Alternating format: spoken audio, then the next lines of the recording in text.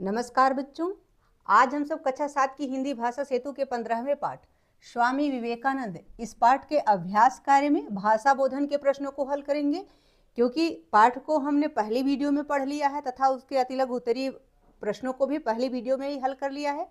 दूसरी वीडियो में हमने लघु उत्तरीय प्रश्न एवं दीर्घ उत्तरीय प्रश्नों को हल किया है। अब ये तीसरी वीडियो है जिसमें हम भाषा बोधन के प्रश्नों को हल करेंगे। भाषा बोधन, यहाँ भाषा बोधन के प्रश्न दिए गए हैं। इसमें पहला प्रश्न है, निम्नलिखित शब्दों से उपसर्ग प्रत्यय अलग अलग करके लिखिए। यानी जो शब्द आपको यहाँ पे दिए गए हैं इनसे उपसर्ग एवं प्रत्यय को अलग कर करके लिखना है। ठीक है, जैसे उदाहरण यहाँ पे आपको दिया गया है, प्रोत्साहित। प्रोत्साहित शब्द से प्र उपसर्ग इसमें लगा है, उत्साह मूल शब्द है, इत प्रत्यय है। इसी प्रकार से आपको भी करना है आलोकित का, पराधीन का, स्वतंत्रता का, प्रज्वलित का, अचुंबकीय का तथा प्रत्याशित का। इन शब्दों का आपको भी इसी प्रकार से उपसर्ग मूल शब्द एवं प्रत्यय को अलग करके लिखना है। क है आलोकित। आलोकित में आ उपसर्ग है, लोक मूल शब्द है, इत प्रत्यय है। पराधीन में परा उपसर्ग है, ध मूल शब्द है और ईन प्रत्यय है। स्वतंत्रता में स्व उपसर्ग है, तंत्र मूल शब्द है, ता प्रत्यय है। प्रज्वलित में प्र उपसर्ग है, ज्वल मूल शब्द है और इत प्रत्यय है। अचुंबकीय में अ उपसर्ग है, चुंबक मूल शब्द है, ई प्रत्यय है। प्रत्याशित में प्रति उपसर्ग है, आशा मूल शब्द है, इत प्रत्यय है। इस प्रकार से अगला प्रश्न देखते हैं।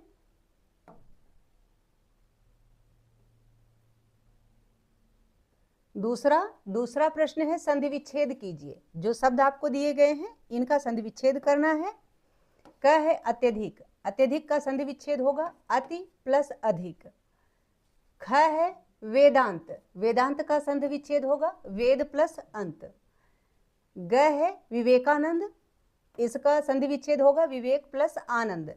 घ है उल्लास। उल्लास का संधि विच्छेद होगा उत प्लस लास। ठीक है, आगे है तीसरा प्रश्न, भाववाचक संज्ञा बनाइए। यहाँ जो शब्द आपको दिए गए हैं इनसे भाववाचक संज्ञा बनाना है।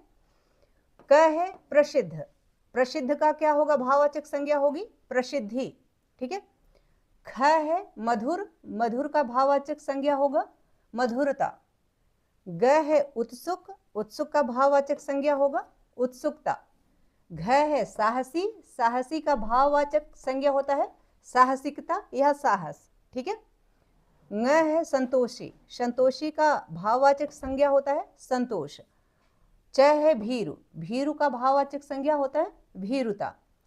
छ है विद्वान। विद्वान का भाववाचक संज्ञा में क्या होता है विद्वता। ठीक है, अगला प्रश्न देखते हैं।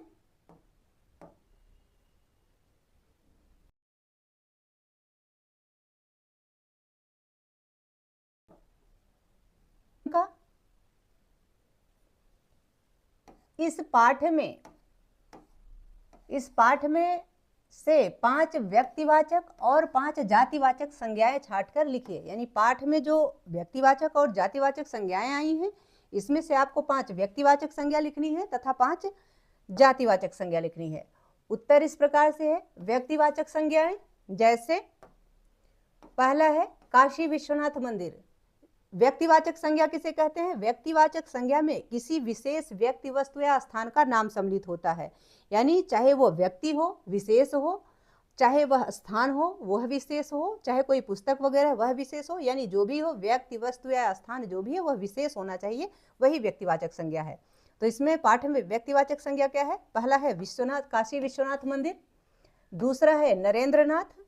तीसरा है स्वामी विवेकानंद। चौथा है स्वामी रामकृष्ण परमहंस और पांचवा है कोलकाता। पता है? छठा है, आगे देखते हैं जातिवाचक संज्ञा। जातिवाचक संज्ञाएं कौन कौन सी हैं? जैसे बालक। जातिवाचक संज्ञा किसे कहते हैं? जिससे किसी समाज समूह का पता चले। जैसे बालक से किसी बालक विशेष का पता नहीं चल रहा है बल्कि सारे बच्चों का पता चल रहा है, सारे बालकों का पता चल रहा है। बंदर से किसी विशेष बंदर का पता नहीं चल रहा है, बल्कि पूरी बंदर जाति का प्रयोग हो रहा है, पता चल रहा है, इसलिए इसे जातिवाचक संज्ञा कहते हैं। ठीक है, इससे समूह का पता चलता है कि कोई एक विशेष वर्ग का समूह, जैसे अगर छात्र छात्राएं लें तो ये जो होता है जातिवाचक संज्ञा में आती है। ठीक है, पहला है बालक, दूसरा है बंदर, तीसरा है वकील, और चौथा है जानवर, जानवरों या जैसे शेर बाघ इत्यादि, पांचवा है समाचार पत्र। ये जातिवाचक संज्ञा के उदाहरण हैं। जातिवाचक संज्ञा के ही उदाहरण हैं। उदाहरण के अनुसार वाक्य बदलिए। जैसे आपको उदाहरण यहाँ दिया गया है उसी प्रकार से आपको भी वाक्य बदलना है। उदाहरण क्या दिया गया है कि वे धर्म और नीति के तत्वों का उपदेश देते थे। जो उत्तर इसका है वह इस प्रकार से है बदला हुआ रूप वाक्य का, उन्होंने धर्म और नीति के तत्वों का उपदेश दिया। तो इसी प्रकार से आपको भी वाक्य को परिवर्तित करके लिखना है। क है विवेकानंद सभी कष्टों को हंसकर झेलते थे। परिवर्तित वाक्य क्या होगा? उन्होंने सभी कष्टों को हंसकर झेला। इस प्रकार से ख है वे समाज सेवा में हाथ बटाते थे। परिवर्तित वाक्य होगा उन्होंने समाज सेवा में हाथ बटाया। इस प्रकार से अगला प्रश्न है छठा, लिंग बदलिए। तो यहाँ आपको लिंग बदलना है, जो शब्द दिया गया है उसका विपरीत लिंग में उसको लिखना है। क है पंडित, पंडित का बदला हुआ लिंग क्या होगा? पंडिताइन। ख है विद्वान, विद्वान का लिंग परिवर्तित होकर क्या होगा? विदुषी। ग है कवि, कवि का लिंग परिवर्तित होगा तो होगा कवयित्री। घ है स्वामी, स्वामी का लिंग परिवर्तन होने पे शब्द बनेगा स्वामिनी। इसी प्रकार शिष्य का लिंग परिवर्तित होकर शिष्या बन जाएगा। भक्त का लिंग परिवर्तित होकर भक्ता बन जाएगा। ठीक है, आगे देखते हैं।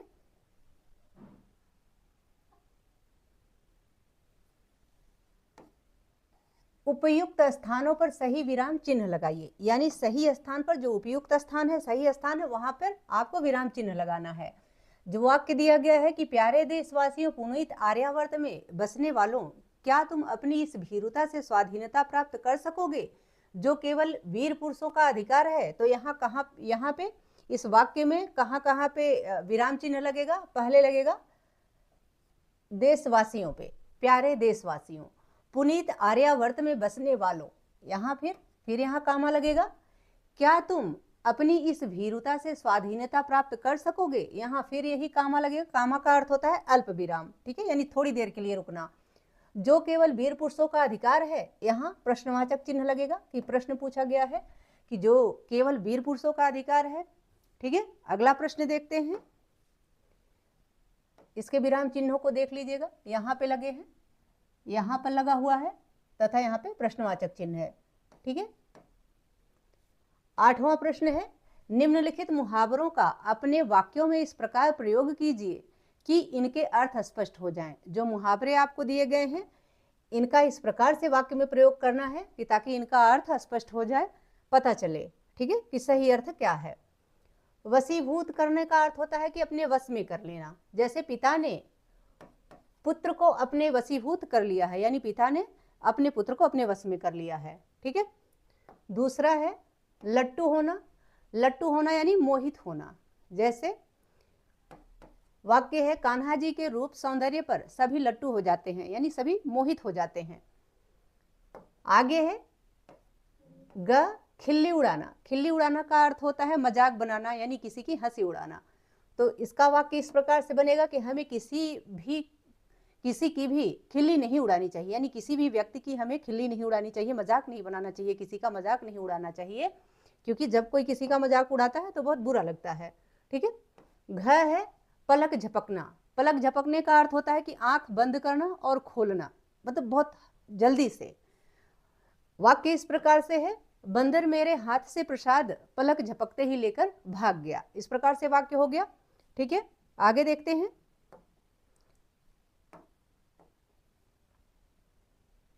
ज्ञान विस्तार में आपको पहले तो ये बताया गया है कि स्वामी विवेकानंद के गुरु स्वामी रामकृष्ण परमहंस निरक्षर थे, यानी वे पढ़े लिखे नहीं थे, परंतु आध्यात्म साधना के प्रभाव से संस्कृत, अंग्रेजी, हिंदी व बांग्ला सभी भाषाएं बोलते थे, यानी पढ़े लिखे नहीं थे, इसके बावजूद उन्हें संस्कृत, अंग्रेजी, हिंदी तथा बांग्ला सभी भाषाएं आती थी। संस्कृत की दुर्लभ वैदिक ऋचाओं की व्याख्या वे शिष्यों को संस्कृत में बताते थे, यानी संस्कृत का जो भावार्थ था उसको वो संस्कृत में ही बताते थे, जैसे ट्रांसलेट संस्कृत टू संस्कृत का ट्रांसलेशन करते थे। रामकृष्ण परमहंस की साधना स्थली कोलकाता में गंगा किनारे दक्षिणेश्वर में है। काली की पूजा अर्चना ही परमहंस का परम ध्येय था, यानी उनका परम लक्ष्य क्या था? काली माँ की पूजा करना। विवेकानंद भी उनके सानिध्य में, यानी उनके साथ में यही करते थे, यही रहते थे, यानी उनके साथ में वहीं पे रहते थे। विवेकानंद जी भी कोलकाता में ही रहा करते थे। महाकवि सूर्यकांत त्रिपाठी निराला ने रामकृष्ण साहित्य का हिंदी में अनुवाद किया है, यानी उन्होंने जो रचनाएं की हैं रामकृष्ण परमहंस जी ने, उन्होंने संस्कृत में की है, जिसका कि निराला जी ने हिंदी में अनुवाद किया है।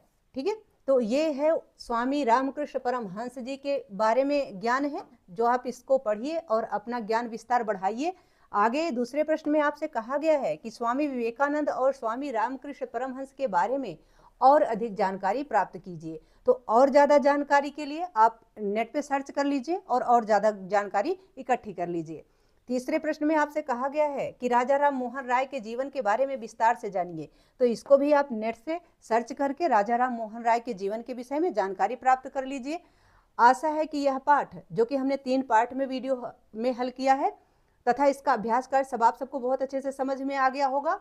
यदि वीडियो से संबंधित या पाठ से संबंधित कोई सुझाव हो या आपकी कोई क्वेरी हो, प्लीज़ कमेंट बॉक्स में अवश्य लिखिएगा। वीडियो पसंद आए तो इसको लाइक करें, शेयर करें, चैनल पर नए हैं तो प्लीज़ इसे सब्सक्राइब अवश्य करें। बहुत बहुत धन्यवाद।